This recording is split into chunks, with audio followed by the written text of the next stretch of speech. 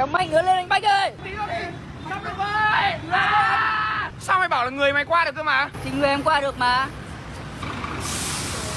Ôi, cả người qua được thì lấy iPhone 17 kiểu gì? Sao anh không bảo mấy đứa trẻ con qua nó chơi ấy? 16 tuổi mới được chơi cô ạ. Thì để em về em giảm cân, thằng sau em quay lại em chơi. Có sống đâu không vậy cô? Với cả hôm nay là ngày cuối cùng tổ chức cái trò chơi này rồi. Ui, Ra anh ơi, mùng 7, mùng 8 tính banana cơ sở 760-35 mới khai trương anh ạ. Chơi trò chơi lúc ấy thì phần thưởng nó có hiệu lực anh ạ. Thì tao dẫn mày đến đây tập trước. Thôi bây giờ mày cho thử đầu trước đi xong rồi tao đẩy. Nhỡ đâu lại được thì sao? Nhưng mà anh nhớ đẩy nhẹ nhẹ nhá. Mùng 7, mùng 8 tháng 11 780 con Trung Hà đâu. tham gia ngay.